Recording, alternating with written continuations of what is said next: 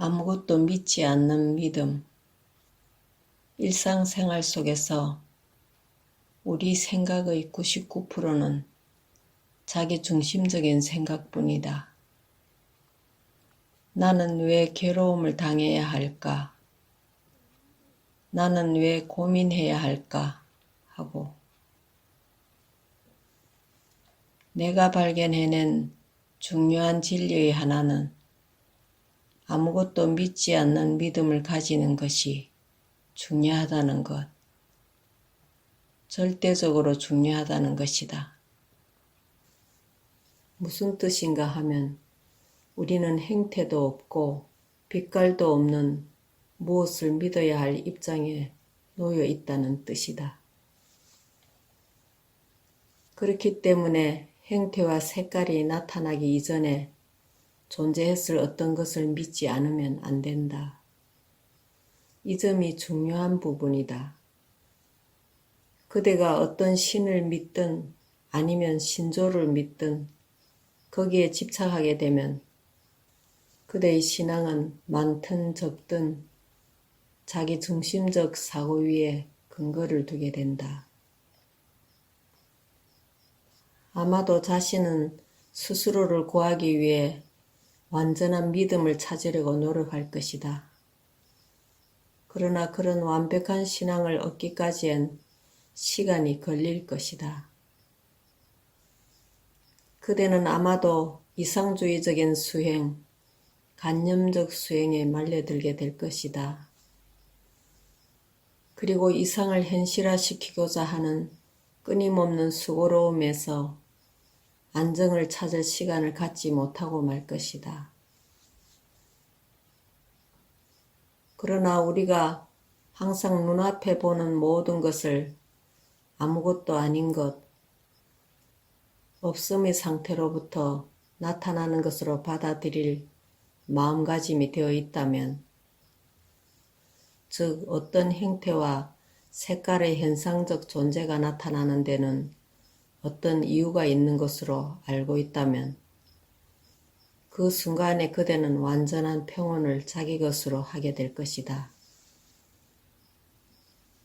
예를 들어 두통을 앓게 되면 두통이 나는 데는 어떠한 이유가 있다. 두통이 어째서 나는가를 알면 기분이 훨씬 나아진다.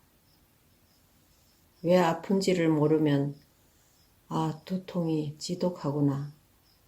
아마 수행을 잘못해서 그런 것 같다. 명상이나 선수행이 잘 되어지기만 하면 이런 고생은 안 겪게 될 텐데 하고 투덜댈지도 모른다.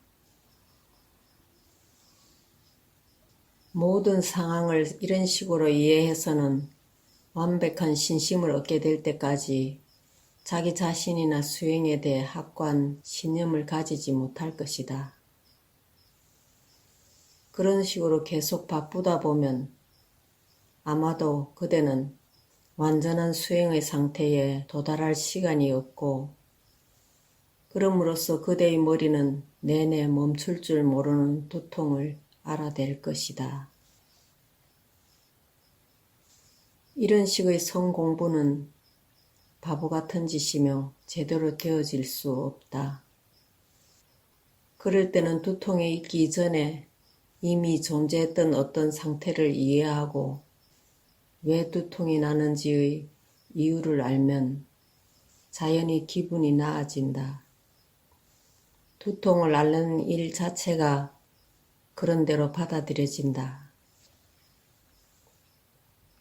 왜냐하면 적어도 두통을 앓을 정도로 건강한 상태임을 알게 되었기 때문이다. 만일 위통이 발생했다면 그대의 위장은 통증을 느낄 수 있을 만큼 건강한 상태에 있다는 뜻이다. 만일 위장이 허약한 상태에 길들여지면 아예 통증도 없어져 버린다. 그거야말로 무서운 일이다. 그대는 위장의 고장으로 인해 이제 생의 마지막에 올 때까지 왔다는 뜻이기 때문에 모든 사람들이 그 무엇에 대해서도 기대지도 않는 아무것도 믿지 않는 자세를 갖는 것은 절대적으로 필요하다.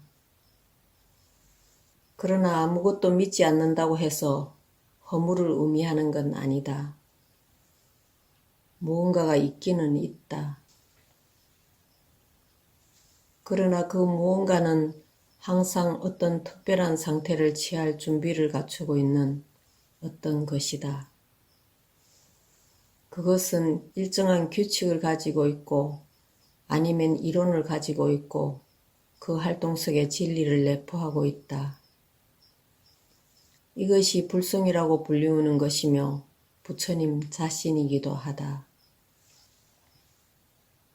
이 존재가 의인화될 때 불이라고 부르며 궁극의 진리로 받아들일 때 그것을 법이라고 부르며 그 진리와 행동을 부처의 한 부분으로 받아들일 때 혹은 그 이론에 따라 행동할 때 자신을 스미라고 부른다.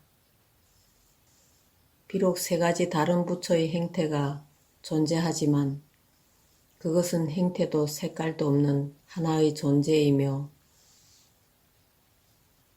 항상 행태와 색깔을 취할 준비를 갖추고 있는 존재이다. 이것은 이론이 아니다. 꼭 불교의 가르침만도 아니다. 우리 인생에 가져야 할 절대적인 필요한 인식이다. 이 같은 사실을 이해하지 못하고선 종교는 우리에게 도움이 되지 못한다. 우리는 종교에 의해서 묶이게 되고 종교가 있음으로 해서 더 많은 문제거리를 안게 될 뿐이다. 만일 그대가 불교에 헌신하는 사람이 된다면 나는 즐거울지 모르나 그대는 결코 즐겁지 않을 것이다. 그러므로 이러한 인식을 파악하는 것은 매우 매우 중요하다.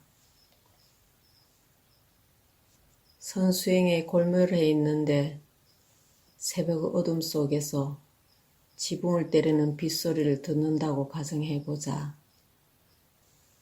조금 있으면 아침 안개가 고목 사이로 피어오를 것이며 사람들이 일을 나갈 때쯤이면 산뜻한 산봉우리의 모습을 보게 될 것이다.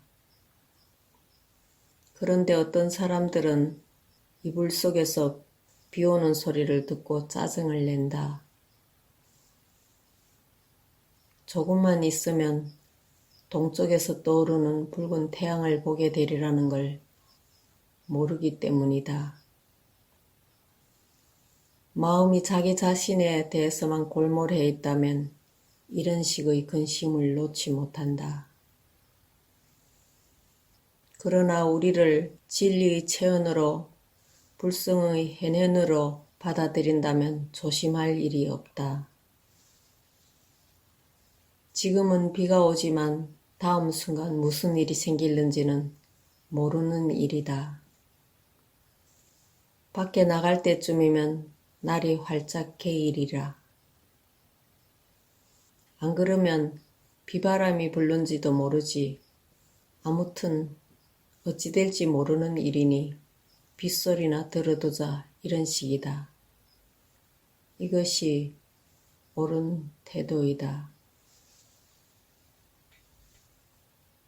자신을 진리의 임시적인 구현체로 이해한다면 그 무엇도 어려움이 없다.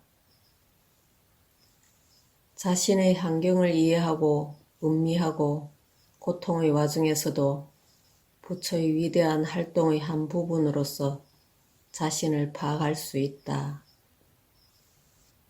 이러한 태도는 우리 다 삶을 영위하는 방법이어야 한다. 불교식 용어로 말한다면 우리는 각성으로 출발하여 수행과 사고로 진전해 가야 할 것이다. 사람들의 사고는 보통 자기중심적이기 쉽다. 우리의 일상생활 속에서 우리 생각의 99%는 자기중심적인 생각들이다. 나는 왜 괴로움을 당할까? 나는 왜 고민을 해야 할까? 이런 생각들이 99%를 차지한다는 말이다. 예를 들면 우리는 학문을 연구하거나 어려운 경전을 읽기 시작하면 곧 잠이 오거나 졸리워진다. 그러나 자기를 중심으로 한 생각을 하게 되면 언제나 눈이 초롱초롱하게 깨어 있으면서 무척이나 흥미진진해진다. 그러나 깨달음이 먼저 올 때, 생각보다도 수행보다도 먼저 앞서올 때 그대의 생각과 수행은 자기를 중심으로 하지 않을 것이다. 여기에서 깨달음이란 의미는 이미 말한 그 무엇도 믿지 않는 믿음, 행태와 색깔을 갖지 않는 그 무엇인가를 믿는 마음, 행태와 색을 취할 준비를 갖춘 무언가를 믿는 믿음을 의미하는 말이다. 이러한 깨달음이야말로 변해질 수 없는 진리이다. 그러한 깨달음이야말로 우리의 행위, 우리의 사고, 우리의 수행이 올라앉아야 할 근본이 되는 기본 진리인 것이다.